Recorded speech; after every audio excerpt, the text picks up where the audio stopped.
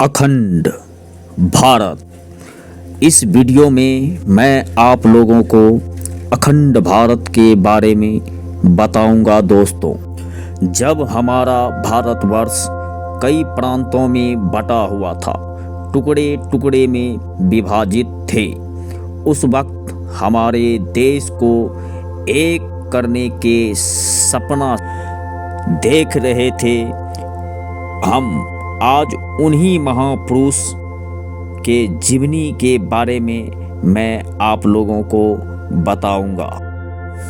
आज उस महापुरुष के बताए गए मार्ग पर हमारा भारत सुसज्जित ढंग से विकसित हो रहा है और चल रहा है। वो महापुरुष कोई और नहीं बल्कि हमारे देश के बहुत ही ज्ञानी पुरुष थे। उन्होंने अपने एक प्रतिज्ञा के लिए एक साधारण से बालक को अखंड भारत का सम्राट बना दिया।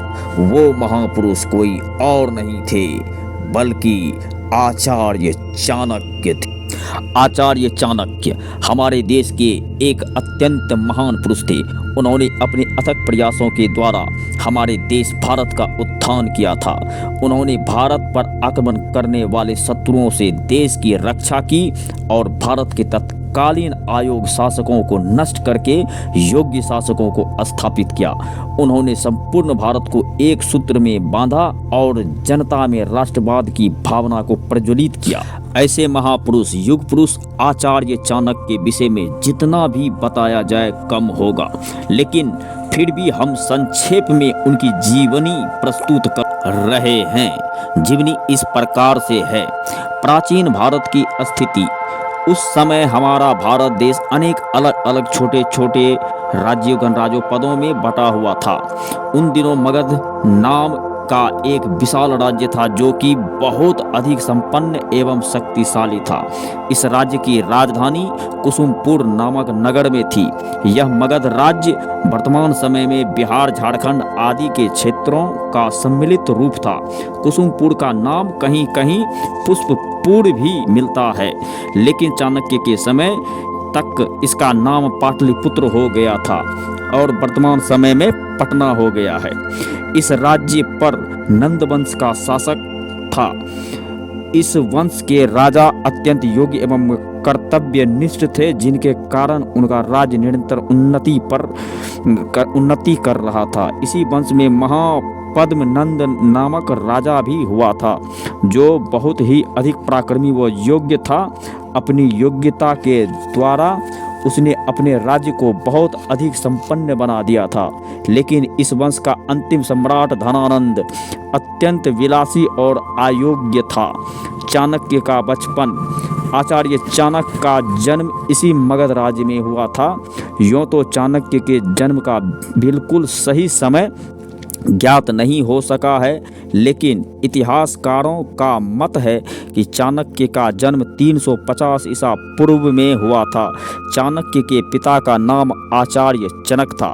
चाणक्य का असली नाम विष्णुगुप्त था, लेकिन आचार्य जनक का पुत्र होने के कारण इनको चाणक्य कहा गया।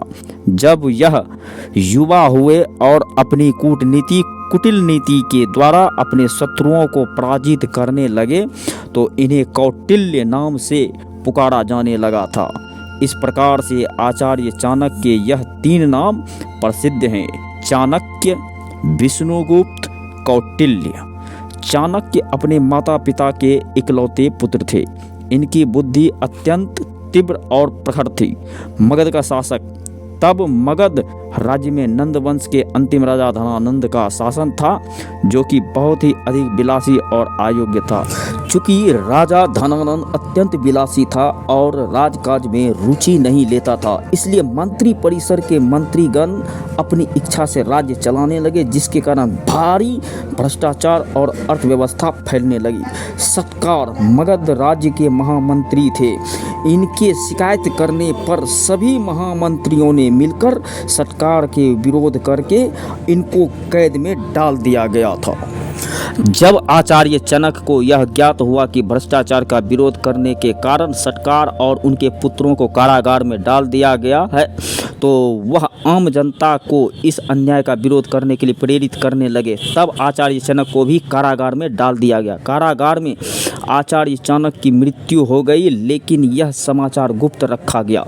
विष्णुगुप्त यानी कि चाणक्य और उनकी माता को यह तो ज्ञात नहीं था कि कारागार में आचार्य चाणक्य की मृत्यु हो गई है, लेकिन उनको यह अवश्य मालूम था कि भ्रष्टाचारियों के इस शासन में अब पुनः आचार्य चाणक्य को देख पाना तक संभव नहीं है।